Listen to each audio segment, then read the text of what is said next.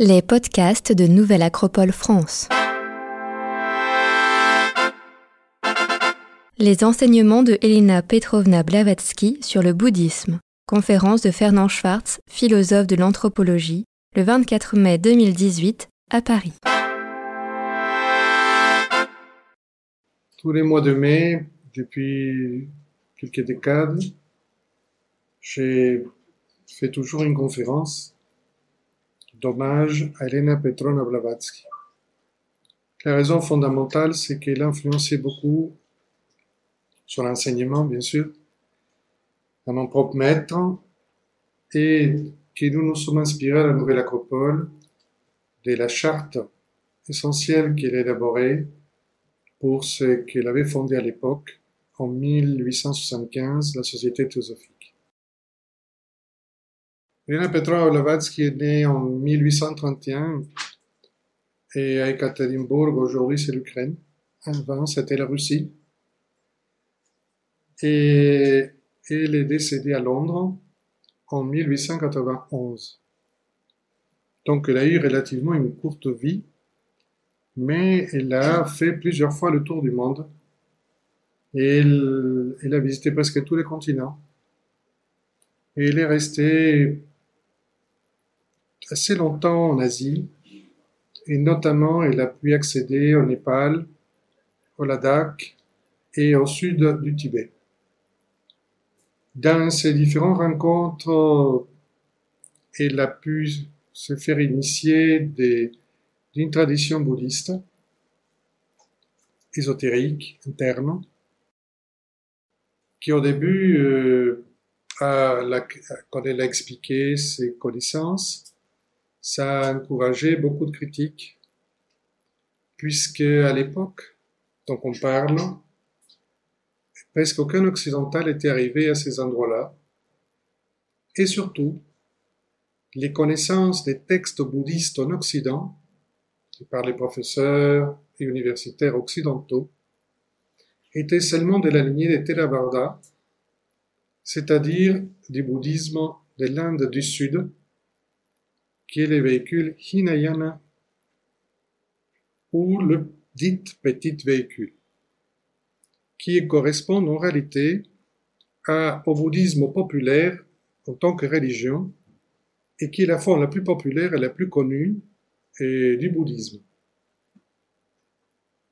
Puisque comme le bouddhisme, comme toute forme de religion, a plusieurs, on dirait églises, lignes, directions, véhicules, et la plus populaire, la plus connue, était bien entendu le Theravada, le Hinayana, et ce qu'elle expliquait dans beaucoup de ces textes ne correspondait pas exactement à la tradition Theravada.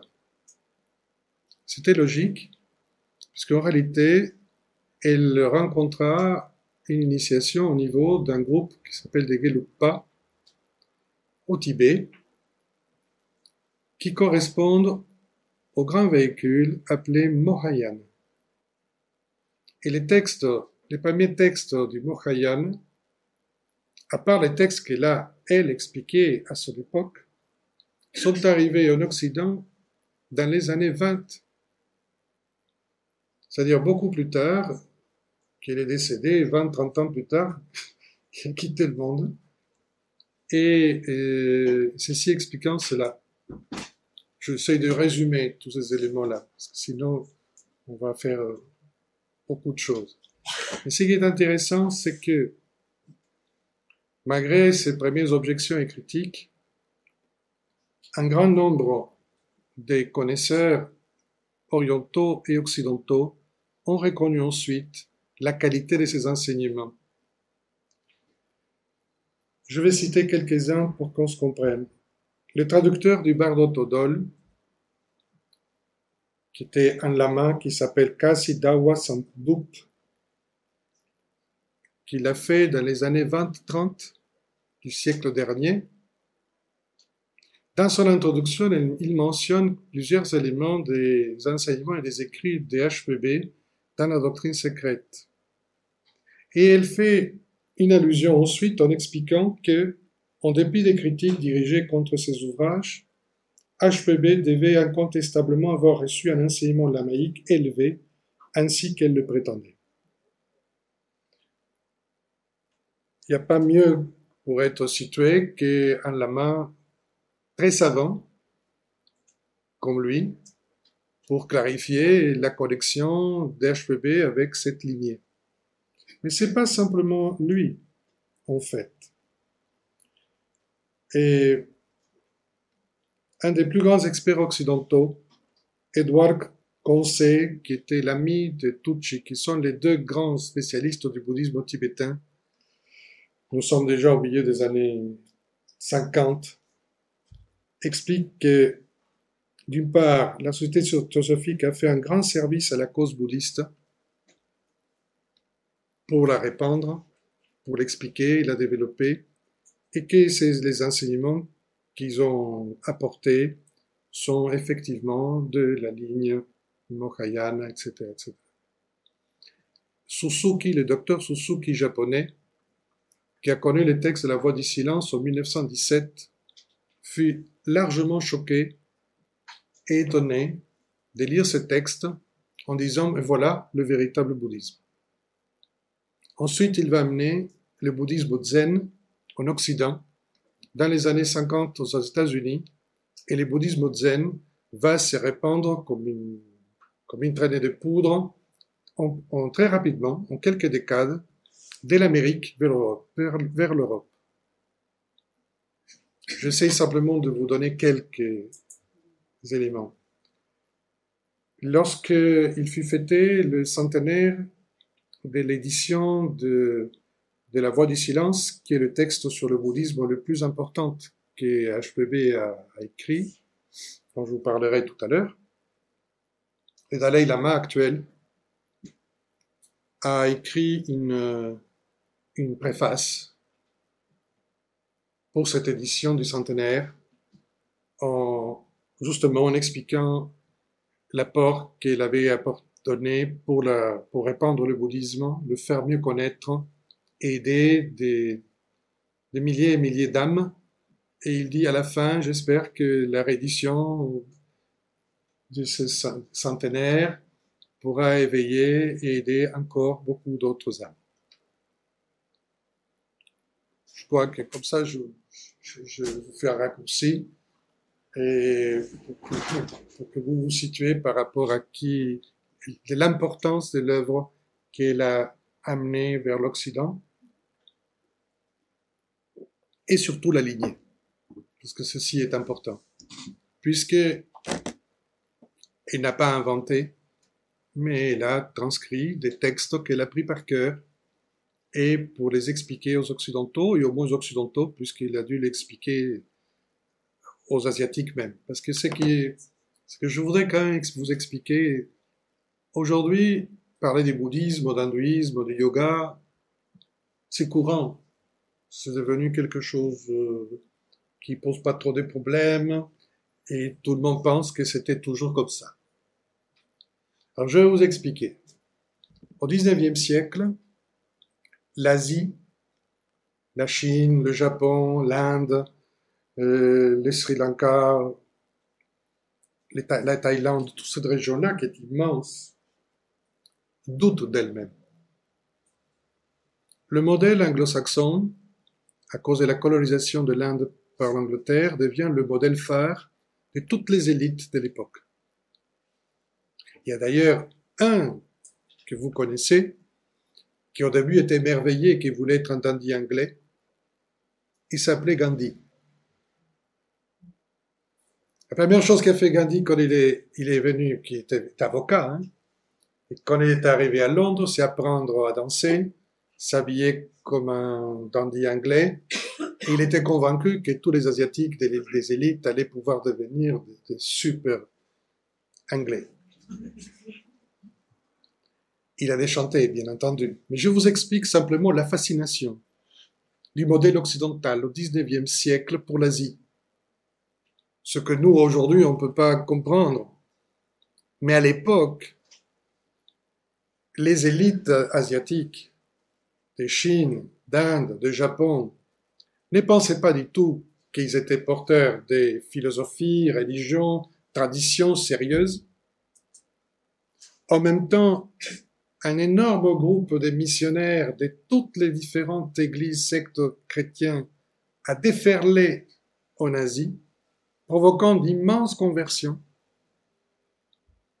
et un doute général sur l'identité asiatique. C'est ça qu'il faut situer. Et c'est la raison pour laquelle, en 1975, lors de l'anniversaire le premier siècle d'existence de la Société théosophique, le gouvernement de l'Inde va décider de créer un timbre avec le symbole de la Société théosophique pour remercier la Société théosophique d'avoir aidé à récupérer l'identité de l'hindouisme et du bouddhisme et de la culture asiatique pour l'Inde. Étonnant, hein? Vous voyez, c'est ça qu'on ne comprend pas aujourd'hui. Bien. En 1968, un autre timbre sera fait au Sri Lanka pour remercier Olcott, le cofondateur de la Société théosophique, d'avoir su restaurer et répandre l'éducation bouddhiste au Sri Lanka. Donc, en clair, nous sommes devant un mouvement qui a énormément aidé à récupérer le patrimoine asiatique, l'identité, la mystique et la sagesse, et surtout de donner courage aux Asiatiques de récupérer leur propre identité. C'est dans ce contexte-là qui existera l'œuvre d'H.P.B. et l'apport qu'elle va faire avec son texte de la voix du silence. Voilà pour le contexte, je pense que c'est suffisant pour se clarifier. Aujourd'hui, bien sûr, c'est l'Asie qui se pointe à l'Occident. On est dans une situation totalement inversée. C'est les Asiatiques qui ont l'assurance, c'est les Occidentaux qui se posent des questions. Donc on est un siècle et demi après dans une situation géopolitiquement parlant très différente et mentalement parlant très différente. Comme quoi la roue tourne et l'histoire s'engage toujours dans des méandres particuliers. Bon, mais ce n'est pas l'objet aujourd'hui de mon exposé. Et clarifions un tout petit peu, avant de rentrer trop bien dans les détails, ce qu'est le bouddhisme. De façon simple. Le bouddhisme est créé comme un élan de réforme. C'est un mouvement réformateur de l'hindouisme. Chose que nous oublions, puisque l'hindouisme ne vient pas de nulle part. Enfin, non, le bouddhisme ne vient pas de nulle part. C'est une réforme de l'hindouisme dans le 6e siècle avant Jésus-Christ. Parce que déjà à l'époque, les brahmanes, c'est-à-dire les prêtres hindouistes, avaient confisqué beaucoup de connaissances et pas su transmettre correctement un certain nombre d'enseignements qui sont devenus trop élitistes, trop fermés au peuple et trop ritualistes et dogmatiques. C'est comme d'habitude, si vous voulez. Oui, ça arrive à toutes les religions à un moment donné. Bon, ils sont un tout petit peu fermés, ils ont oublié le message essentiel, on cherche un peu plus le matériel, l'apparence, le mode social, etc. Donc, pour vous dire que tout ça existe depuis très longtemps, et probablement ça continuera à exister. Les Bouddhas étaient nés au Népal, pour situer, donc au nord, et il est de la lignée Sakya, et c'est pour ça qu'on va l'appeler aussi Sakyamuni, qu'on se comprenne, Sakya, de telle lignée, et il est prince, il doit hériter le royaume de son père, Suddhodana, bon, mais son père, par différentes prophéties, commence à avoir peur par rapport à son héritier, puisqu'il est censé être pas du tout un roi, selon les prophéties, il va aider tout le monde, c'est un grand être spirituel, mais bon, pour un roi, c'est pas génial. Donc, il essaye de cuver son enfant, de le protéger de tout contact avec la société, pour qu'il ne se pose pas des grandes questions métaphysiques, des questions existentielles. Donc, tout son entourage est jeune, beau, tout va bien, est très confortable. Parce qu'un jour, il s'égare un peu, il trouve un malade, et il dit, mais j'ai jamais vu ça. Donc, il demande au malade qu'est-ce que c'est. Il dit, bon, j'ai la maladie, j'ai le corps qui flanche. Bon, donc la faiblesse, ça le surprend que la société a des malades alors. Eh oui. Et une autre fois, il se croise avec un vieillard, il voit qu'il a du mal à se transporter, que ses cheveux sont tombés, il n'y a plus de dents. Il dit, qu'est-ce que c'est ça? C'est un vieillard. Alors il commence à se poser la question sur le sens de l'existence. Pourquoi on va naître? Si de toute façon c'est pour mourir comme ça, pour être malade, pour être vieux. Et un autre jour, il croise un mort et, et ça, évidemment, le fait comprendre que l'existence du palais n'était pas exactement ce qui s'est passé dans la vie. Il décide donc de quitter le palais, il va se lancer dans beaucoup de méditations. Un autre jour, si vous voulez, dans nos cours, on vous l'explique, mais pour la conférence, ça suffira. Mais un bon jour, après énormément de souffrances, des exercices très durs, bon, il se rend compte qu'en fait, il faut trouver une voie du milieu, et il devient Bouddha, qui est un grade dans le cheminement de l'esprit, qui existe avant le Bouddha, parce que ce mot existe avant, dans, dans la péripétie de l'être humain pour se conquérir lui-même, il y a un niveau d'éveil qui s'appelle Bouddha. Et ce niveau d'éveil veut dire l'illuminé par Bodha. Bodha avec un D, pas avec deux D. Oui. Et Bodha est l'entendement intérieur, l'éclairage intérieur, la sagesse. Donc, un illuminé. Pas dans le mauvais sens, mais illuminé de la lumière intérieure, qui est la connexion avec la sagesse permanente de l'univers, et ceci s'appelle Bodha. La source donc du bouddhisme est Bodha, et pas Bouddha. C'est que peu de gens comprennent encore aujourd'hui. Et justement, je peux bien expliquer que le bouddhisme devenu une religion, certains ont gardé ses principes, d'autres les ont altérés, et que ce qui l'intéressait à elle, c'était la source du bouddhisme, Bodha, qui est une source universelle, qui n'appartient à personne, ni à aucune ethnie, ni à aucun groupe, et qui est en chacun, mais que chacun doit retrouver et se relier à cette source. Si on veut résumer encore. Donc, ça c'est pour le bouddhisme et ces mots que nous utilisons. Et c'est pour ça qu'HPB dit que la sagesse éternelle ou ancestrale ou atemporale, elle s'appelle bouddhisme avec un D qui vient de Bodha, bouddhisme. Que la source est donc le bouddhisme avec un D et une branche qui s'est exprimée objectivement au monde de façon populaire est le bouddhisme avec deux D, avec ce multiples branches. Et de tout ce bouddhisme avec deux D, la branche qui a conservé le mieux le message du Bouddha lorsqu'il était éclairé, ce fut le groupe Mahayana et certains groupes tibétains. Voilà. comme ça.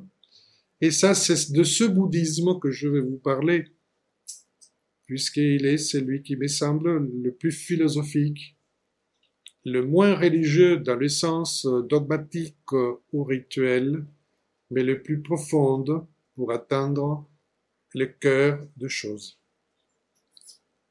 C'est pour ça qu'il y a un autre savant du siècle dernier qui était très importante, qui s'appelle Dennis Lingwood, c'est un Américain qui est devenu un grand expert de Pali et de toutes les formes du bouddhisme, et qui a pris la robe de moine et qui est devenu bhikshu. Il s'appelait Bhikshu Sangharakshita. Il dit, la voie du silence cherche à inspirer plus qu'instruire.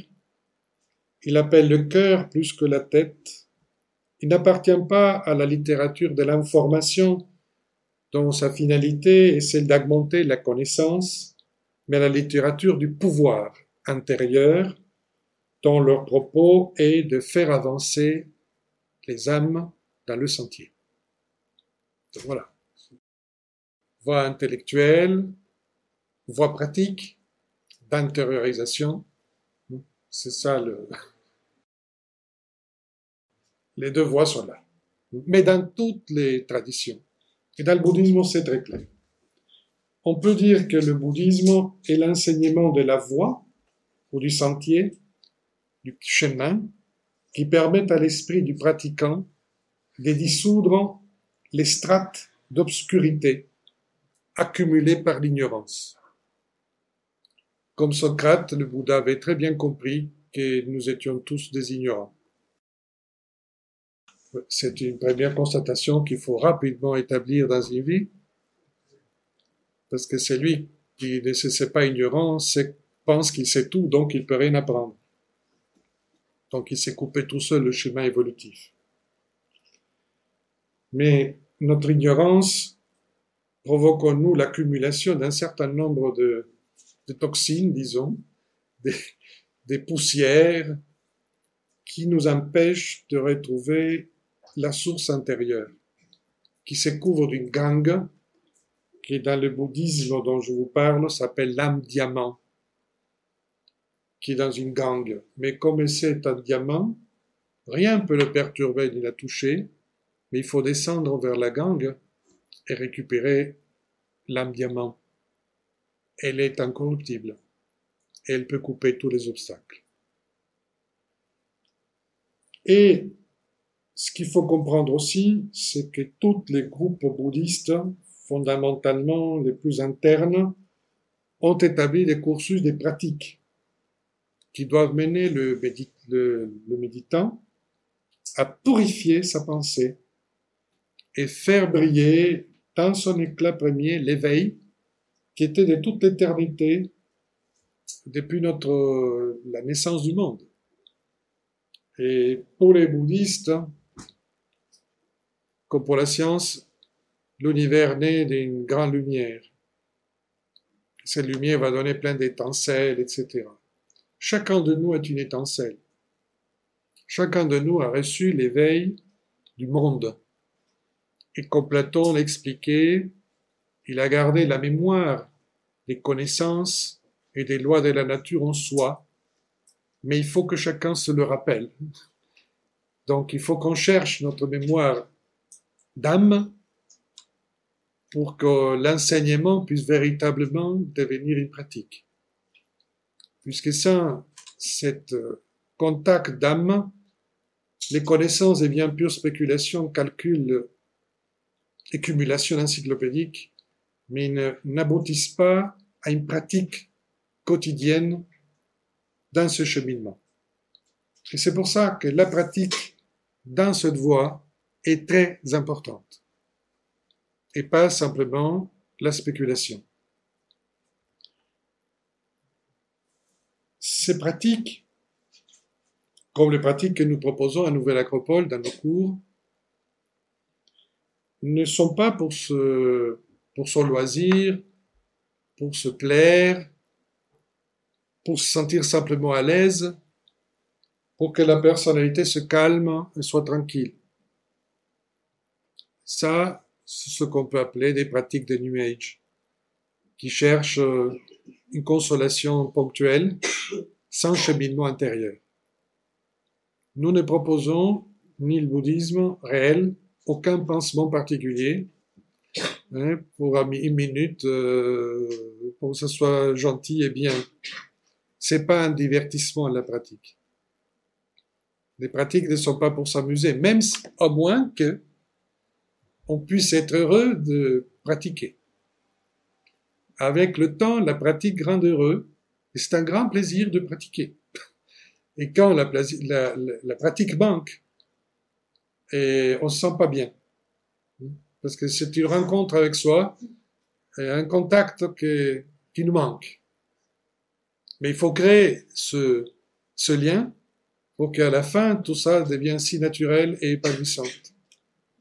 Mais en réalité, ce que nous cherchons, c'est éduquer la personnalité, qui est le support de l'âme, pour qu'elle soit un être harmonieux, capable d'être au canal de l'esprit. Puisque plus propre on est à l'intérieur, moins de distractions on a, moins de dispersion, nous pouvons alors rendre l'âme capable de s'exprimer et d'agir d'une façon supérieure en nous-mêmes et autour de nous. Puisque tous ces recherches ne sont pas égoïstes, ils cherchent un éveil pour éveiller, une libération pour libérer. Et ça, c'est une clé fondamentale, puisque c'est une source, une voie de compassion, de bienveillance, mais d'extrême volonté pour atteindre une finalité d'esprit intérieur, une finalité intérieure. Donc, la question est donc de libérer l'âme qui est prisonnière et par l'éducation de la personnalité pour qu'elle devienne une amie de l'esprit et pas un obstacle. Parce qu'au départ, l'ego personnel, les grandes aspirations spirituelles sont en contradiction par rapport à leur finalité. L'ego personnel veut une satisfaction immédiate. L'esprit cherche de la transcendance et la durabilité. Donc d'un coup, on a des intérêts qui s'entrechoquent. L'ego veut posséder, l'esprit veut être. Donc, vous comprenez, il y a une gestion de contradiction et une lutte intérieure qui est importante. Mais justement, c'est pour ça que c'est intéressant.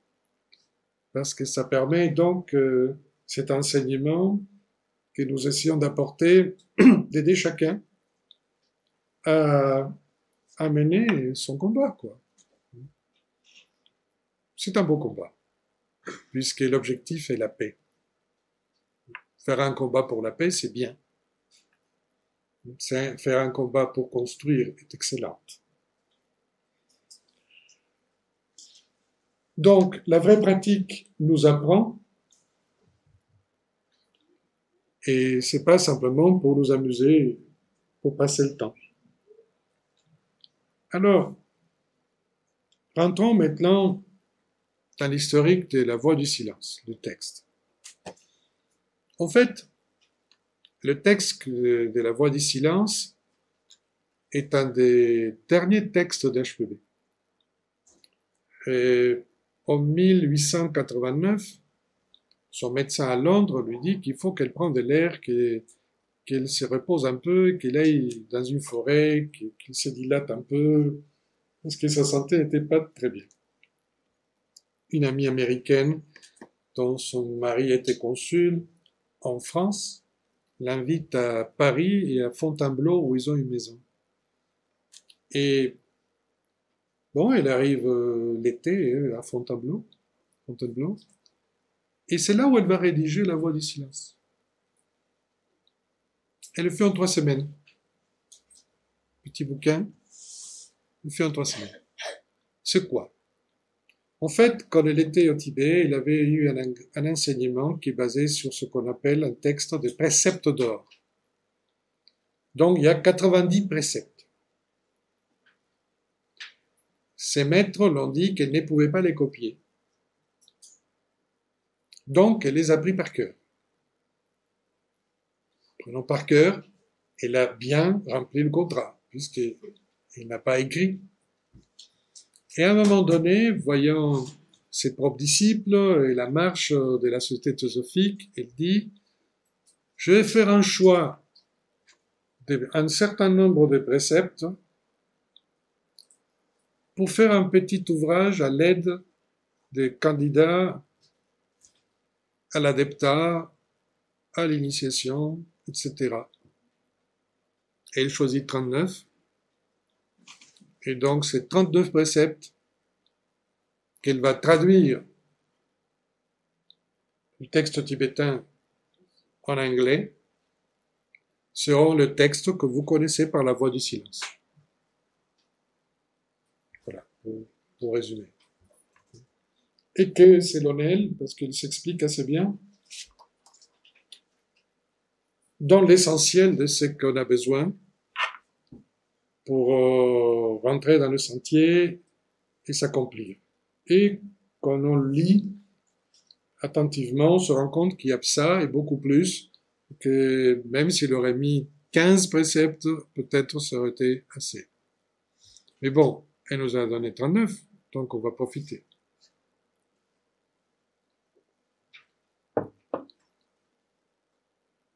Le texte est divisé en 3 parties. La première partie s'appelle « La voie du silence ». La voie du silence est appelée dans le texte « nada », texte sanskrit qui veut dire « le son insonore ». C'est-à-dire la voie du silence veut dire apprendre à faire le silence en soi pour réellement entendre ce qui est derrière les sons. Voilà. Parce que ça peut être un peu choquant de dire la voie du silence. Si, le silence, comme le vide, est plein de choses. Mais le problème que nous avons, c'est que dans nos têtes, il y a beaucoup de blabla. Ça tourne, ça fait blabla, blabla, blabla.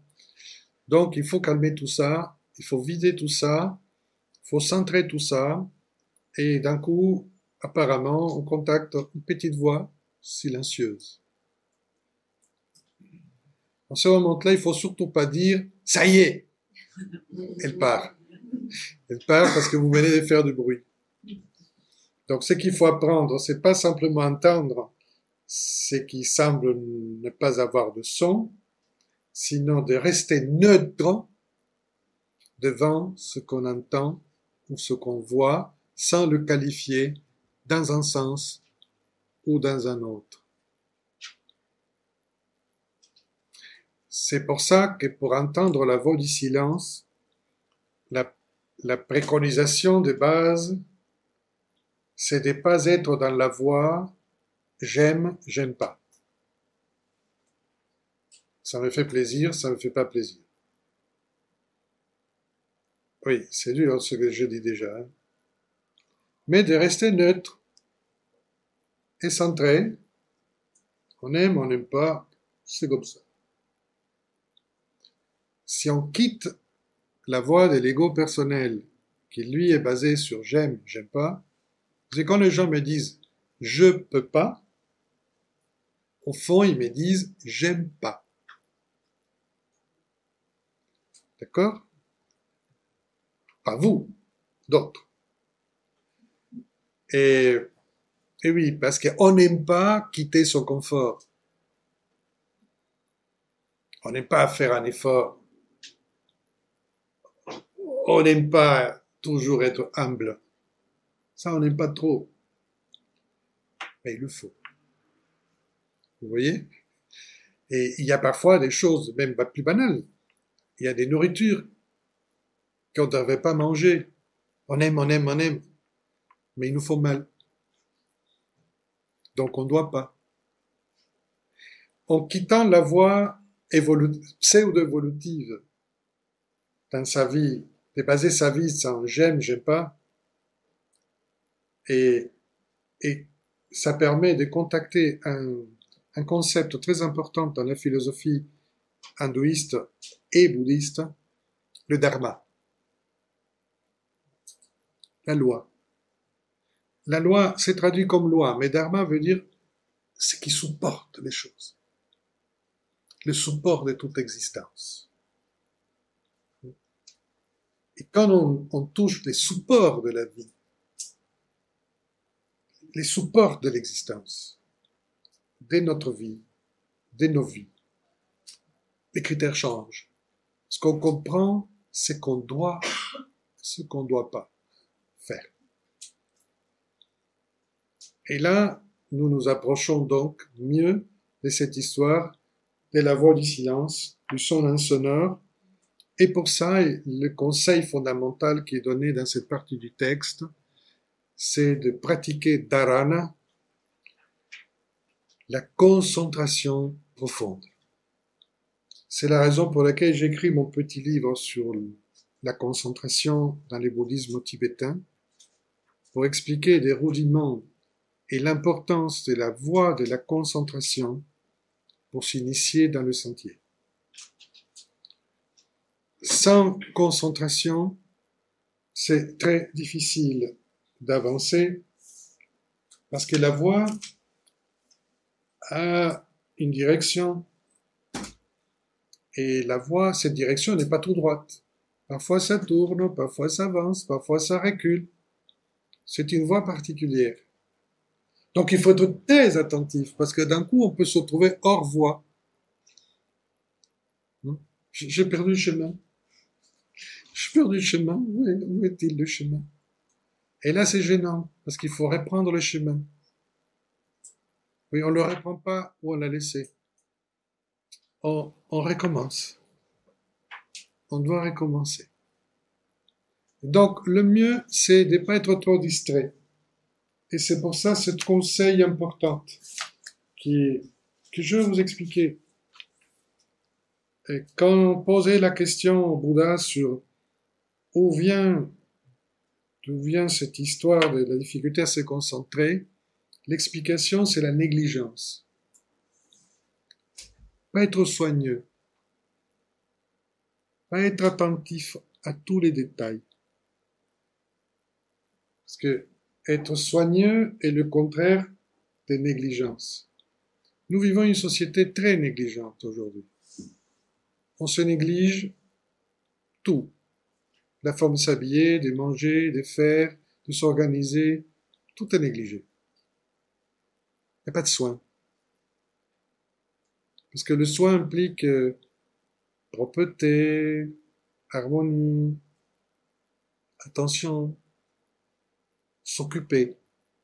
On prend soin, on s'en occupe. Alors il faut prendre soin de soi, mais pas se regarder le nombril. Ça, c'est pas prendre soin de soi. Prendre soin de soi, c'est qu'est-ce qui est essentiel pour moi? Quelle est ma finalité de vie? Quels sont les obstacles auxquels je dois regarder?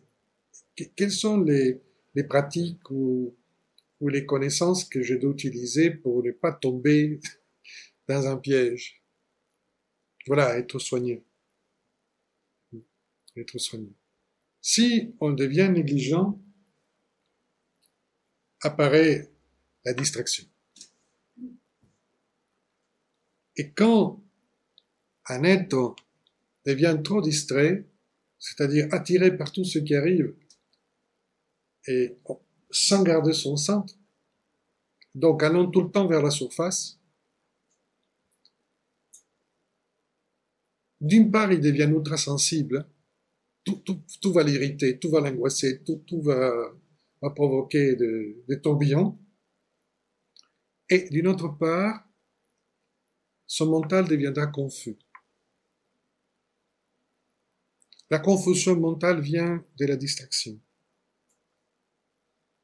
et de la perte de centralité. Et c'est la raison pour laquelle aujourd'hui, une des questions que me posent la plupart des personnes quand je fais les premiers séminaires ou pendant les premiers entretiens, c'est comment je fais pour décider. Comment on décide? J'arrive pas à décider. Je sais pas comment décider. Je sais pas décider. Et ils sont en train de me dire que leur mental est confus. Pas qu'ils n'ont pas de mental. Parce que, heureusement, j'ai vu que tous ces gens confus, une fois qu'on leur sort de la confusion, ils ont un très bon mental. Parce qu'apparemment, la plupart des gens sont très intelligents. Mais il faut qu'ils sortent de la confusion. Pour sortir de la confusion, il faut se centrer et clarifier, distinguer entre quelles sont les finalités et quels sont les moyens. Et aujourd'hui, les gens prennent les moyens pour des finalités, et donc ils se trompent.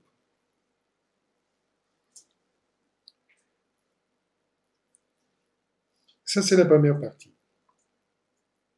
La deuxième partie, c'est les deux sentiers.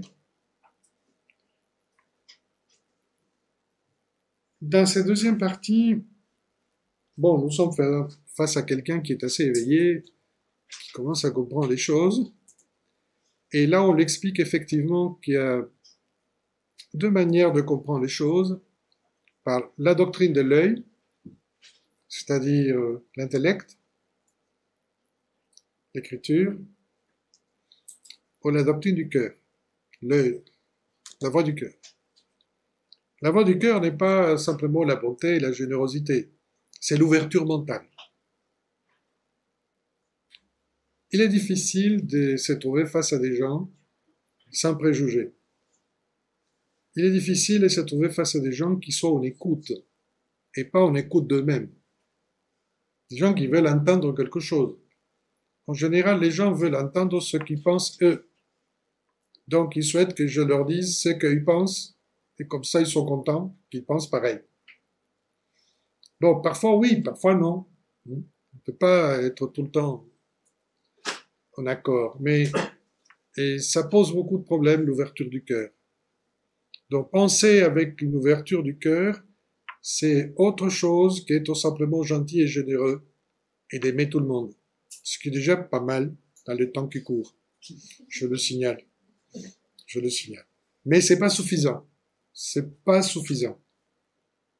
Et il faut vouloir autre chose. Bon, une fois qu'on a compris ça, et qu'on est parti vers la voie du cœur, évidemment, dans cette histoire, c'est là où s'ouvrent les deux sentiers de la libération. C'est-à-dire, soit le chemin de la libération, jusqu'à la libération finale, qui est le nirvana, ou la sortie du monde spatio-temporel et ses conditionnements, soit la voie du renoncement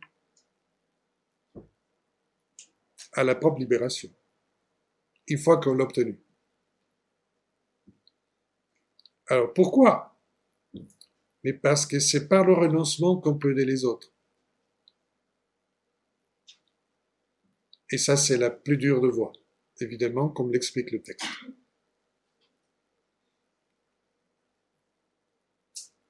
Bon, voilà les deux voies.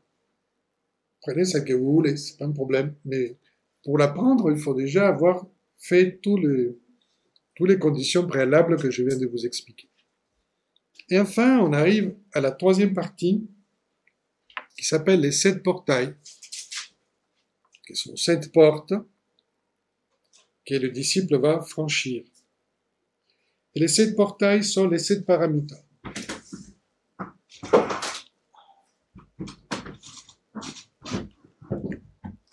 Et c'est de ça que je parle dans le livre. Alors, je vous explique simplement une chose.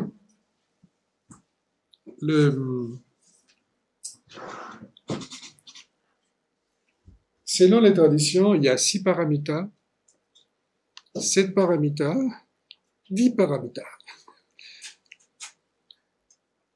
Pas de problème. Pas de problème.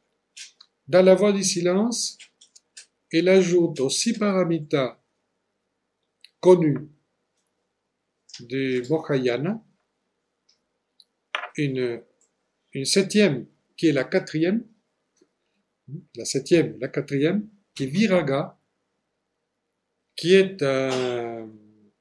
une paramita, est un concept connu dans la philosophie hindoue et bouddhiste, que la voie du silence ajoute comme portail. Ça, c'est, si vous connaissez un peu les paramitas, c'est simplement pour vous expliquer la nouveauté ou la chose distincte. Le paramita, c'est une vertu. C'est une qualité d'être qu'il faut développer. Et c'est pour ça que le cheminement se fait comme s'il y avait 7 portes qu'il faut passer, et la clé de chaque porte est l'éveil en soi de la pratique de tel paramita. Donc, avant de bien les pratiquer, il faut faire tous les préalables que je viens d'expliquer. Le problème, c'est que dans la religion populaire, on passe directement au paramita, qui devient des conditions intellectuelles alors. Mais c'est normal, parce que c'est le but de toute religion populaire. D'accord? Mais les paramitas sont les mêmes. La question, c'est comment on les vit et comment on les traduit en réalité. Voilà, la différence est interne et pas d'ordre externe. Alors, voilà ce qui dit le texte de la voix du silence. En vérité, Seigneur, je vois le sentier. Son pied est dans la boue, son sommet perdu dans la glorieuse lumière du nirvana. Et maintenant, je vois les portails qui vont, en se rétrécissant, sur le rude chemin épineux de Jnana, qui est la sagesse. On va vers ça. Tu vois l'anneau, qui veut dire disciple, dit le maître. Ces portails conduisent l'aspirant par-delà les eaux, jusqu'à l'autre rive. C'est un passage, non pas de l'autre rive, c'est vers la libération finale, ou vers ce que vous voulez. Nous sommes dans une rive, et nous devons passer à une autre rive. Chaque portail a une clé d'or qu'on ouvre l'accès, et les clés sont, voilà, Dana. Le texte dit la clé des charités et d'immortel amour. Dana est le don de la présence. Être là. Pas facile. Être présent tout le temps veut dire je suis pas négligent. Je prends soin. Je suis là. Pour ce qui est à faire, pour ce qui est à vivre, je suis pas en fuite. Je suis pas distrait. Je suis là. Dana est le premier pas pour quitter la négligence et toute forme de distraction. Donc, ne la prenez pas dans sa première clé populaire, qui est la générosité, bien sûr, et il le faut, mais c'est le don de la présence, c'est-à-dire que quand quelqu'un te pose une question, on est là. Quand on a besoin, on est là. Le slogan de Dana, le mantra de Dana, c'est « je suis présent ». Présent. Tout le temps présent. Et c'est déjà une pratique très, très forte. Être présent. Moi, je suis obligé. Vous, je ne sais pas si vous êtes maintenant présent. Vous voyez ce que je veux dire? Parce que le mental divague. Il se rappelle de quelque chose. Ah, il a dit ça. Et moi, j'ai vécu ça. Et on m'avait dit ça. Et je pensais que c'est autre chose. C'est raté. Voilà. Donc, ce sont simplement des exemples pour que vous compreniez. Mais c'est bien déjà si on vivait une société où tout le monde serait présent. Vous vous rendez compte? Tout le monde ferait ce qu'il faut faire, serait présent. Le deuxième, c'est Sila, ou Shila. Dans le texte, la clé d'harmonie en parole et en acte, la clé qui rétablit l'équilibre entre la cause et l'effet, et ne laisse plus de place à l'action karmique, c'est-à-dire, vous connaissez le mot karma, c'est la loi des causes-effets, non? C'est-à-dire, on fait quelque chose, on produit un effet, à moins qu'on fasse la loi. qu'on soit dans le dharma, dont je vous ai parlé tout à l'heure, donc qu'on puisse vivre selon les principes de vie. Et bien sûr, si on vit comment la vie vit, on ne produit pas d'effet, sauf la vie. Bon, il faut reconnaître de temps à autre, on s'écarte. Hein. Donc on produit un léger karma. Des conséquences. Des conséquences. Ces conséquences ne sont pas forcément négatives. Ils peuvent être aussi positifs. Si quelqu'un rencontre un enseignement, quelqu'un qui peut l'aider, c'est un bon karma. Donc, pourquoi il a un bon karma? Pourquoi il a eu ça? Mais parce que quelque part, sans le savoir, il a travaillé pour obtenir une opportunité. Est-ce qu'il va la profiter? Ah, ça, c'est sa conscience qui décidera. Vous voyez? Parce qu'on peut rencontrer les meilleurs du monde et passer à côté. Parce qu'on n'a pas eu le sens, on n'était pas présent, et on a raté une opportunité. Bon, voilà. Alors il faudra bosser encore pour avoir une autre opportunité. Sheila, en réalité, avec cette idée de rééquilibrer tout le temps, parce qu'en fait c'est ça, ce qui est donné, tu vas d'un côté, tu équilibres de l'autre côté, etc. Tu apprends l'équilibre et la juste discipline. Sheila est la juste discipline, c'est-à-dire la bonne discipline et l'équilibre, c'est rééquilibrer en permanence. Et pour cela, la pratique, c'est un examen permanent de conscience. C'est-à-dire, comment ça s'est passé la journée? Quelle dérive? Bon, telle et telle. Quelle reprise pour équilibrer? Ben, je n'ai pas trop trouvé, ou je l'ai fait. Et donc, on prend conscience de ses propres déséquilibres pour ensuite prendre des mesures pour s'équilibrer. Mais on ne se réprime pas, on ne culpabilise pas, parce que, comme je vous l'expliquais, il faut rester neutre. Si on s'est déséquilibré, on ne peut pas rectifier ce qui s'est passé, on peut rectifier l'avenir. Donc, c'est mieux s'occuper de l'avenir et d'essayer dans l'avenir d'être présent. Vous voyez? Parce qu'une fois qu'on a dana, il faut l'utiliser avec shila. Ça s'emboîte. Les qualités s'emboîtent. Il faut les développer. Donc, c'est la juste discipline. Et le mot disciple est extrait du mot discipline. Un disciple, quelqu'un qui pratique une discipline de vie. Bon, si on a un sens à la vie, si on veut donner un certain sens à sa vie, bon, on va avoir une discipline de vie. Plus ou moins réussie, plus ou moins bateau. Mais il faut qu'on rentre dans une certaine discipline de vie. Voilà. La troisième est très importante. C'est Shanti. La douce patience que rien ne peut troubler. La patience convoque la persévérance et la constance en nous. Et la patience n'est pas de l'ego personnel. L'ego personnel n'est pas patient. Quand quelqu'un arrive à être patient, c'est que son soi, son nature supérieure, peu importe, spirituelle, commence à avoir de l'importance, commence à avoir une influence. Parce que la patience arrive. Je répète, l'ego personnel est impatient, le soi, non. Parce qu'il a l'éternité.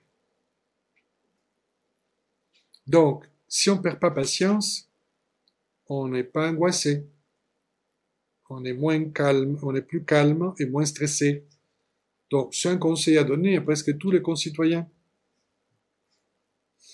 Mais ceci implique, pour être patient, un point très important qui aujourd'hui est très peu tenu en compte. Pensez au futur. Les gens aujourd'hui ne font plus des projets d'avenir. Tous les modes de consommation, maintenant par exemple pour les vacances, ont totalement changé parce que les gens se décident à la dernière minute. C'est la réalité actuelle. Et pour tout. et pour tout. Donc, on est tout le temps en pulsion. On est toujours en action-réaction et en stimuli. Et on a beaucoup de mal si on pose la question à quelqu'un, comment tu te vois d'ici un an? Et en disant, quel avenir veux-tu construire pour toi? Pas quelle carrière, pas quel diplôme. Je ne sais pas si vous comprenez bien. Toi, tu veux être comment? Donc, comme les gens ont oublié l'avenir parce qu'ils croient qu'il n'y en a pas, il y a une telle peur de l'avenir que tout le monde pense au présent, mais l'unique solution, c'est construire l'avenir pour changer les situations présentes. Donc, il faut se situer dans l'avenir pour modifier le présent. Et pas simplement considérer le passé par rapport à l'avenir, parce que alors là, c'est la folie. Mais c'est un autre grand sujet. Donc, c'est pour ça que nos générations actuelles sont peu patientes. Zapping, on n'est pas si attentif, on n'écoute que la moitié, et par ailleurs, parce qu'on a besoin des sensations. Mais ne vous inquiétez pas, presque tout le monde est devenu comme ça. C'est pour ça que cet enseignement peut être utile. La patience implique donc, je vais construire autre. Je peux me concevoir autre. Je peux décider d'être autre. La patience implique donc de créer un espace à l'intérieur de soi qui accueille des choses qui vont petit à petit germer, qui vont s'enraciner, qui vont se développer à l'intérieur de soi. Parce que pendant qu'on fait les choses à l'extérieur, des choses à l'intérieur de soi sont en train de poindre, de se développer, et il faut s'en occuper. Shanti est un grand virage. Si on arrive à faire les trois, on peut arriver à Viraga, qui est justement le détachement et la sortie du j'aime pas. Le détachement ne veut pas dire que on n'est pas sensible aux choses, ou qu'on voit rien. Simplement, on n'est pas soumis à. Comme disait Socrate, vous pouvez être riche, vous pouvez avoir des propriétés, faites ce que vous voulez, mais utilisez-les avec sagesse. C'est-à-dire, ne les dilapidez pas, soyez soigneux, utilisez-les pour du bien. Et si vous n'êtes pas riche, ne vous inquiétez pas non plus. Voilà.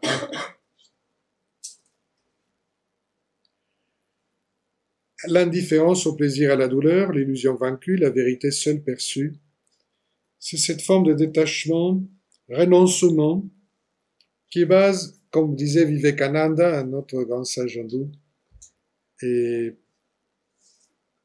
il est la base de toutes les yogas, de toutes les pratiques.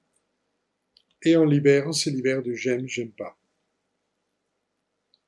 La 5e porte est Virya, l'énergie indomptable qui ferait sa route vers la suprême vérité, hors de la boue d'un mensonge terrestre, dit le texte. Virya est l'énergie qui naît de la vigilance, de l'engagement. Elle est appelée l'énergie de l'engagement. Et je vais vous expliquer. Je sais que nous sommes dans une époque où personne ne veut s'engager à rien, donc c'est comme si je suis un extraterrestre en expliquant tout ça, je sais. Si on veut avancer dans le sentier, il faut s'engager dans le sentier. Si on ne s'engage pas à ce qu'on fait, on ne devient pas responsable de ce qu'on fait. Parce que l'engagement, c'est le sentiment de responsabilité. C'est un sentiment très supérieur. Se sentir responsable est quelque chose de très élevé, parce que on va même sacrifier beaucoup de choses au nom de cette responsabilité. Vous comprenez? Et donc, si on se sent responsable de soi-même, de l'éveil de son âme, de pouvoir répandre autour de soi un peu de sagesse, un peu de calme, un peu de discernement, il faut l'engagement.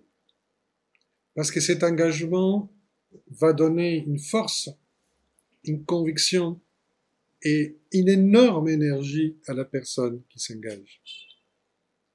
C'est incroyable l'énergie qu'apporte un engagement. Les mêmes personnes non engagées ont telle énergie, les mêmes personnes engagées ont telle énergie. Ça change totalement. Totalement. Donc c'est très libérateur, paradoxalement, de s'engager. Bon, il faut choisir son engagement, non? Mais il y a des très beaux engagements.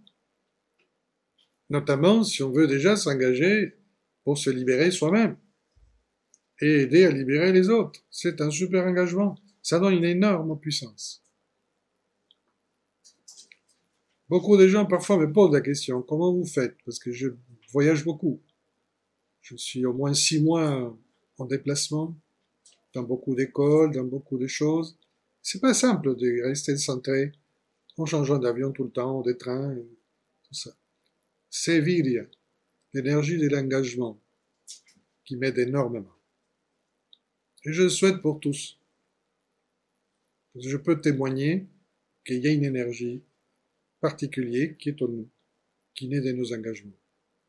Elles sont très libératrices. Sixièmement, Dhyana, dont la porte d'or, une fois ouverte, conduit le disciple vers le royaume de l'éternel. Sat, Sat veut dire ce qui est vrai, de l'éternelle vérité, par rapport à Sat qui est faux, et sa contemplation sans fin. Dhyana est la concentration. Et on ne peut pas méditer, parce qu'aujourd'hui il y a beaucoup de stages de méditation, beaucoup de gens qui méditent, mais la vérité c'est que la méditation commence à la 6e porte. La vraie méditation, la vraie pratique de la méditation commence à la 6e porte. Les autres éléments sont des préparations pour calmer, pour centrer, mais la vraie méditation, qui est une forte concentration intime dans les choses, qui permet de pénétrer les objets comme ils sont, pour que les choses s'expriment comme ils sont, Dhyana, c'est la 6e porte. C'est pour ça qu'on fait trop de raccourcis en Occident, aussi en Orient, parce que je vois beaucoup de gens aller en Inde, dans des ashrams pour faire des stages de ça, et finalement, c'est très commercial. Non, il ne faut pas penser que, parce qu'on va en Orient, que tout va bien, hein. Il y a du marketing en Orient aussi. Et les vraies connaissances sont toujours restreintes, et pas toujours de facile accès, parce que les gens veulent du sensationnel et des résultats immédiats. Et comme je viens de vous l'expliquer, moi je crois pas à ça. C'est un long travail. Un long travail.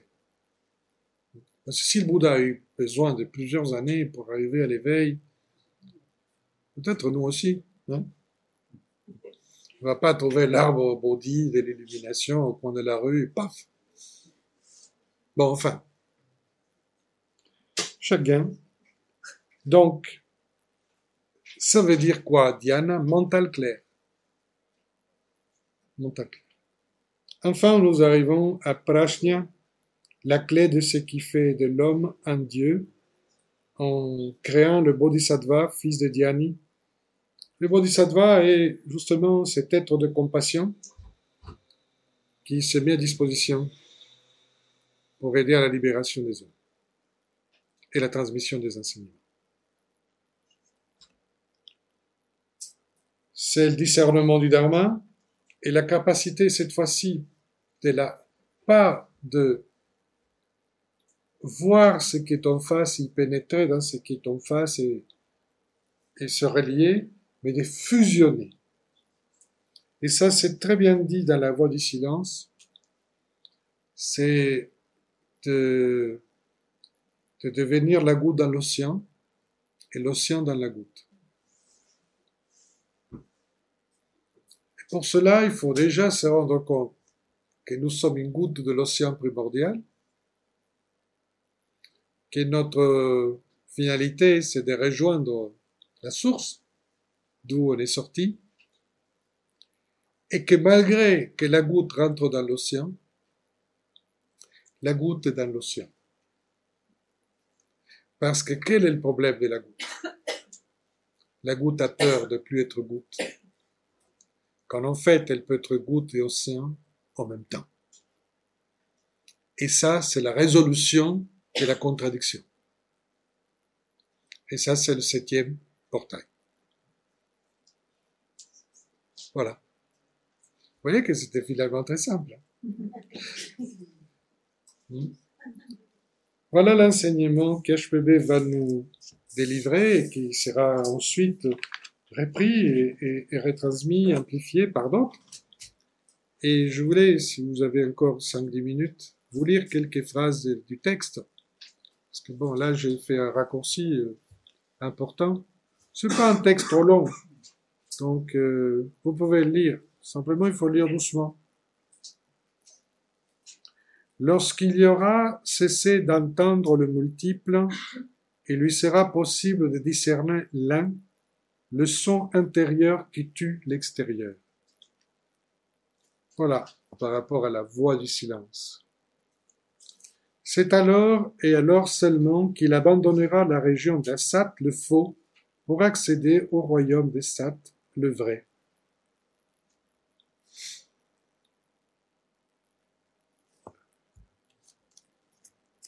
Je vous ai choisi quelques petites. Nous sommes toujours dans la partie 1. Vous vous rappelez qu'il y avait 3 parties. Nous sommes dans la voie du silence. Ne désire rien. Ne t'irrite pas contre karma, ni contre les lois immuables de la nature. Ne lutte qu'avec le personnel, le transitoire, l'éphémère et le périssable. Ceci ne veut pas dire qu'on ne va rien accomplir. Ce qu'il est en train de dire, ce texte, c'est qu'il ne faut pas projeter des choses qui n'existent pas. Parce que quand on voit des choses, on fait des projections. Ce qui fait qu'on ne voit plus la chose. On voit une personne, on fait des projections. Il va être comme ça, et on pourra faire ceci, et blablabla. Et après, oh, quelle déception. Oh, au contraire, parfois, c'était mieux que je pensais.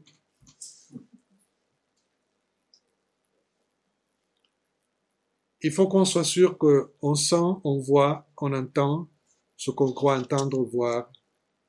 Vous voyez ce que j'essaie de vous expliquer. Si on désire trop, on fait beaucoup de projections. Et le chemin est le chemin, et on le traverse tel qu'il est. Et on ne fait pas des choix en disant, cette partie du chemin, ça me plaît, cette partie du chemin ne me plaît pas. Et les chemins viennent avec douleur, chagrin, émerveillement. C'est la vie. Donc, faut la prendre comme elle vient.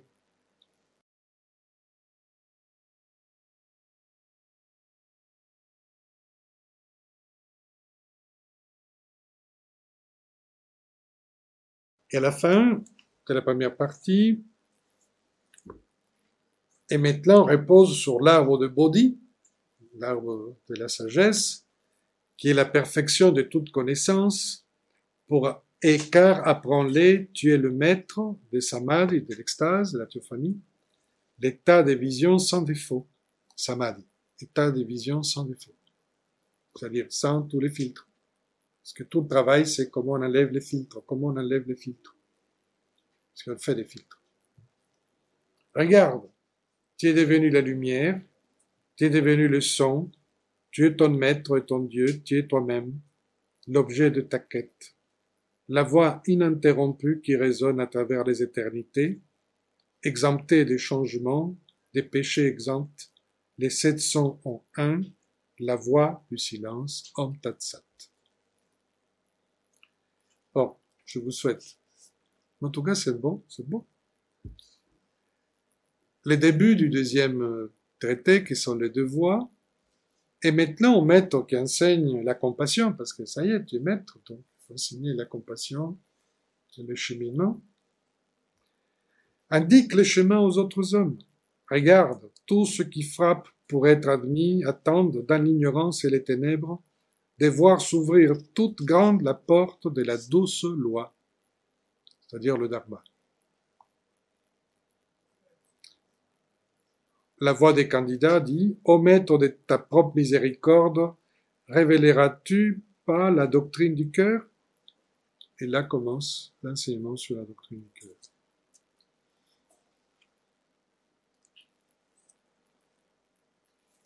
Ô sage, que ferai-je pour gagner la perfection? Cherche les sentiers, mais ô disciple, sois d'un cœur pur avant de commencer ton voyage.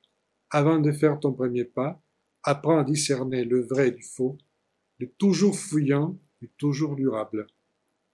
Par-dessus tout, apprends à séparer la science des têtes de la science de l'âme, de la sagesse de l'âme. Ce que je vous avais expliqué avant. La doctrine de l'œil et celle du cœur.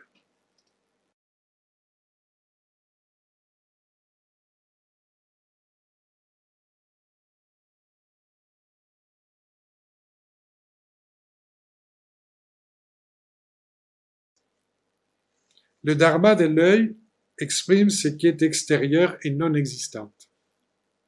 Le dharma du cœur est l'expression même de bodhi, du permanent et du toujours durable.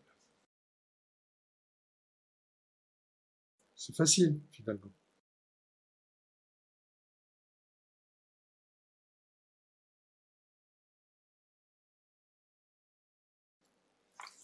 Et une que j'ai beaucoup. Sois patient, candidat, comme celui qui ne craint pas l'échec, ni courtise pas le succès. Fixe le regard de ton âme sur l'étoile dont tu es un rayon, l'étoile flamboyante qui brille dans les profondeurs sans lumière, et toujours être les champs illimités de l'inconnu. Sois persévérant, comme celui qui dure à jamais.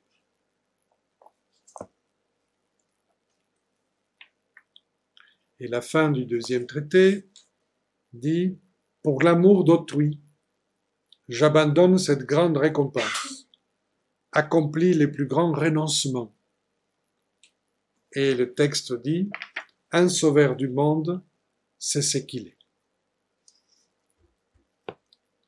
La doctrine de l'amour, comme vous pouvez voir, existe aussi en Orient et de longue date.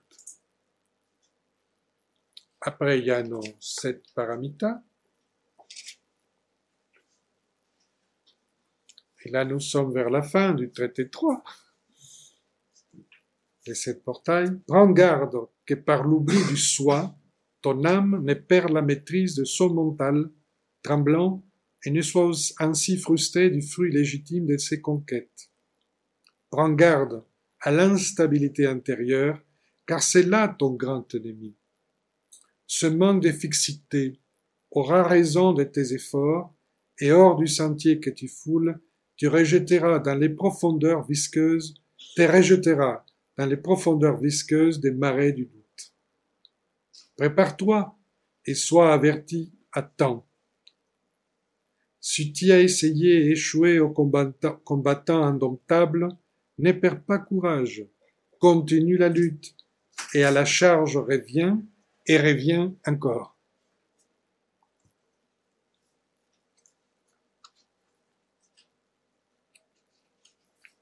Et là, on arrive à la fin. Regarde la douce lumière qui inonde les ciels d'Orient. En signe de louange, les cieux et la terre s'unissent. Et des quadruples pouvoirs manifestés s'élèvent un chant d'amour du feu flamboyant et de l'eau fluide, de la terre odorant et du vent impétueux. Donc des 4 éléments. Écoute, des profondeurs de l'insondable tourbillon de cette lumière d'or, où baigne le vainqueur, la voix sans parole de toute la nature s'élève en 1000 accents pour proclamer « Joie à vous, ô hommes de la terre, un pèlerin est revenu de l'autre rive, un nouvel Arat, c'est-à-dire un sage est né, paix à tous les êtres. Voilà, nous avons fini. Je vous en remercie.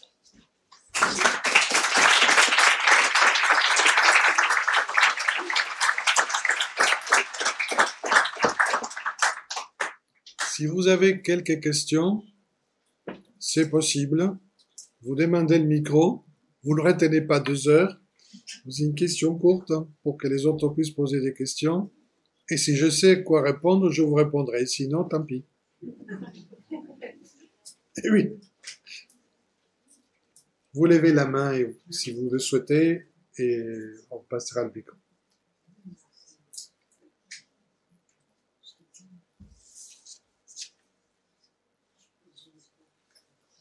Là, il y a le micro. Parce qu'en même temps, les gens qui sont derrière, parce qu'il y a une autre salle qui m'entend, et qui me regarde par un écran, donc il faut qu'ils sachent ce que vous dites. J'ai une petite question, je veux savoir si elle est en lien avec le chamanisme et le bouddhisme bleu. Le bouddhisme tibétain a un fond chamanique par la tradition Bon. Bon. Et qui introduit donc un certain nombre d'éléments dans les pratiques. Mais le fond fondamental est le Mahayana. Ça se croise. C'est pour ça que ça donne aussi un élément très différent.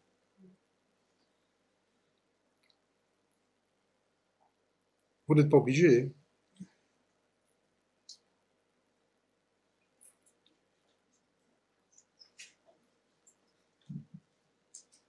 Je voulais poser la question de savoir la doctrine secrète. C'est ce que vous appelez la voie du silence ou c'est un autre texte, mais la source est la même. La doctrine secrète et l'œuvre avec la voie du silence sont les 2 œuvres majeures en fait de Blavatsky. La doctrine secrète vient de la même source Bodhi, dont on parlait tout à l'heure, qui est une source aussi en Inde qu'on appelle de la Gupta Vidya, ou de l'enseignement secret. Et ce sont des textes qui en fait étaient traduits en tibétain et en chinois, et qui se trouvent dans certaines lamasseries, et que HPB a commenté et expliqué. Mais les 2 textes, la voie du silence et la doctrine secrète avec les textes du Dhyan, viennent de la même source. Voilà. Ce sont 2 textes distincts. Une dernière pour faire 3.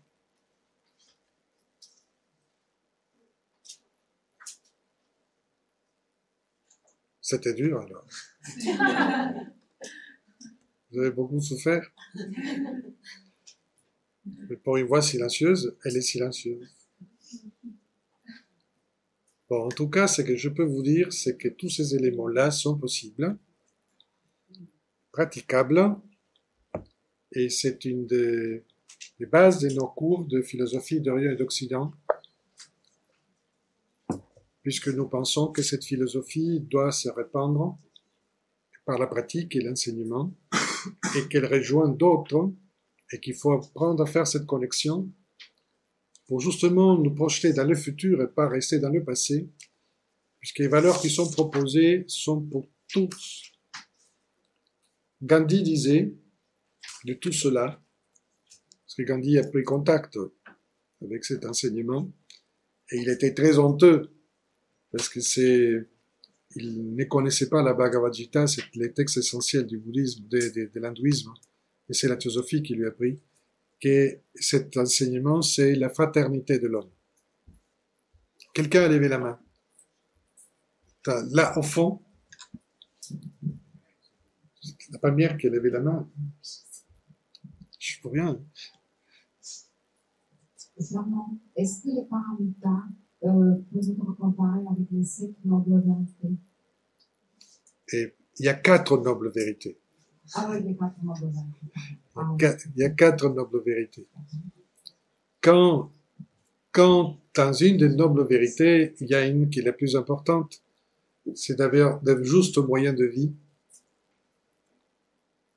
Ce qui n'est pas facile, des justes moyens de vie par rapport à l'enseignement.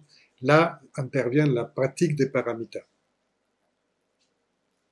Parce que les pratiques de la paramita donnent la manière de trouver tout ça. Sinon, on cherche, c'est pas facile.